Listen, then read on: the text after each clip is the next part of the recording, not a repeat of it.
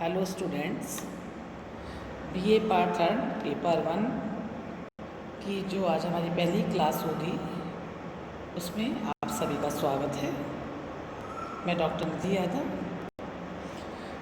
Third year के paper first का जो हमारा पाश्चात्य राजनीतिक विचारकों के इतिहास वाला जो पेपर है उसकी आज हम शुरुआत करेंगे।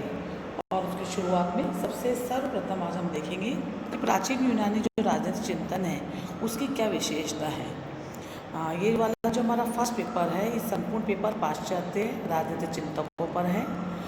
यूनिट 1 में जो टॉपिक है वो प्लेटो और अरस्तू पर है। लेकिन प्लेटो और अरस्तू को जानने से पहले हम ये जानने का प्रयास करेंगे प्लेटो और अरस्तू से पहले का जो यूनानी राजनीतिक चिंतन क्या रहा है और वो उन परिस्थितियाँ थी जिनमें प्लेटो का आविर्भाव हुआ।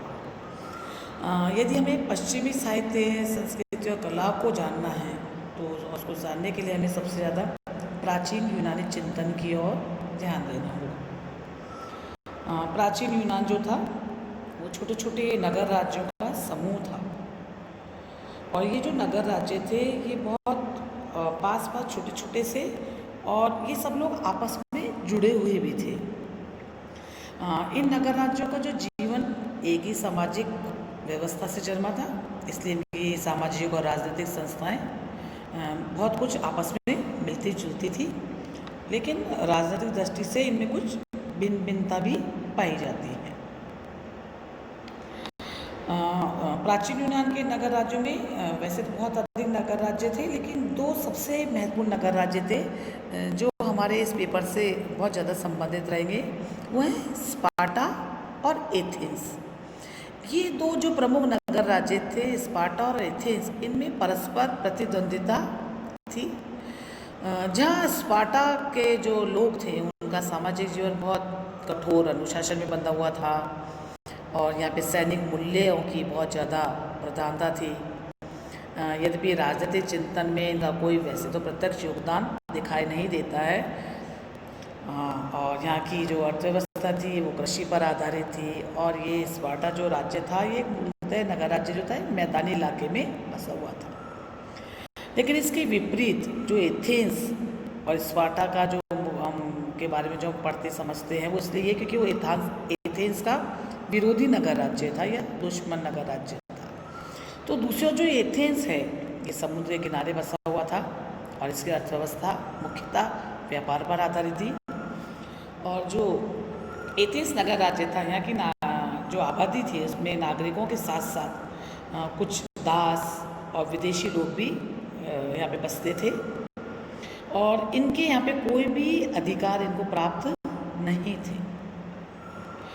एथेंस में डेमोक्रेसी लोकतंत्र अपने प्रचलित रूप में था, लेकिन जो यहाँ के राजनीतिक अधिकार जो थे, पॉलिटिकल राइट्स जो थे, वो यहाँ के सिर्फ मात्र नागरिकों को ही प्राप्त थे, जिन्हें वो फ्री मैन्स भी कहते थे। मतलब दास जो स्लेव्स थे या जो रेजिडेंशियल एलायंस थे, विदेशी थे, उनके कोई भी राजनीतिक अधिकार यहाँ पे नहीं थे। राजनीतिक प्रतिस्पर्धा में देखें तो बिल्कुल स्वार्थी तत्वों का बोलाबाला था और यहाँ के लोगों में अनुशासन का नितांत अभाव था, जो कि स्पार्टा से बिल्कुल अपोजिट स्थिति थी। यहाँ के दो प्रमुख विचारक जिनकी हम बात करते हैं, ऐसा कहते हैं हम, जिन पे यूनानी चिंतन, राजनीतिक चिंतन की जो मेन आधार भूमि जिनके ऊपर है, सुकरात और प्लेटो जैसे मनीषी का जन्म एथेंस में ही हुआ था। यही वो विचारक थे जिन्होंने यूनानी थी राजनीति की समस्याओं का चिंतन करा और राज्य के उद्धार का रास्ता भी दिखाया। अब आगे हम ये जानने का आज देखेंगे कि यूनानी जो चिंतन है, आज जैसा भी हमने दो नगर राज्यों पर चर्चा करी, एथेंस और स्पार्टा, दोनों के बारे में जाना, हम ये देखते हैं कि जो यूनानी राजनीतिक चिंतन है उनके चिंतन के मुख्य विषय क्या थे। सबसे प्रमुख बात जो यूनानी लोगों के मुख्य जो उनकी रुचि जो दिखाई देती है वो फिलॉसफी, दर्शन शास्त्र में थी। वो ये जानना चाहते थे कि सृष्टि को नियंत्रित करने वाले नियम कौन से हैं। मतलब हमेशा यूनानी लोग सृष्टि की सृजनात्मकता की को और ये मानते थे कि जो तर्क बुद्धि की रचना मानते थे और वो जानने का हमेशा वो जानने के लिए आतुर रहते थे कि सृष्टि को नियंत्रित करने वाले नियम कौन से हैं। दूसरी बात, प्राचीन यूनानी ये मानते थे कि जो राज्य है वह जीवन की आवश्यकताओं की पूर्ति के लिए अस्तित्व में आता है और सद्जीवन की प्राप्ति तक बना रहता है। इसलिए हमने देखा कि जो अरस्तु हैं वो भी यही कहते हैं कि मनुष्य स्वभाव से एक राजनीतिक प्राणी है। तो इसका मतलब कुल मिलाकर राज्य उनके जीवन यूनानी राजनीतिक चिंतन का एक अभिन्न अंग माना जाता था। और इसलिए ये भी इससे भी जुड़ी एक बात और सामने आती है कि अगर राज्य उनके लिए बहुत इम्पोर्टेंट है तो देखिए कि राज्य की जो गतिविधियाँ होंगी उनमें जो एक्टिव पार्टिसिपेशन है या जो भी सक्रिय सहभागिता है नागरिकों से आशा की जाती है कि उसमें अपनी सक्रियता से अपनी भागीदारी भी सहभागिता भी प्रदर्शित करेंगे।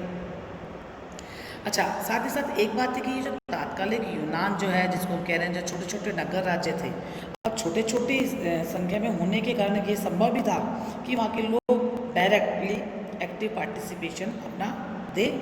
क्यों? क्योंकि जो सारे नागरिक होते थे वो एक दूसरे से परिचित होते थे और समय समय पर एक जगह इकट्ठे होकर अपने नगर के बारे में कोई सर्वमान्य निर्णय ले सकते थे।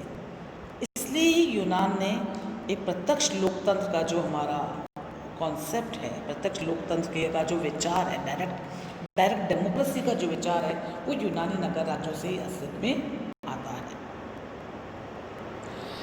इसके अतिरिक्त भी बहुत से ऐसे तथ्य जिनके बारे के अंदर कानून के बारे में, प्राकृतिक अधिकारों के बारे में, ऐसे बहुत से अनेक ऐसी बातें थी जिनके बारे में तर्क बुद्धि का जैसे हम चर्चा कर चुके हैं, राज्य के कार्यों के बारे में, इन सब के बारे में यूनानी राजनीतिक चिंतन के प्रमुख फेवरेट विषय रहे हैं।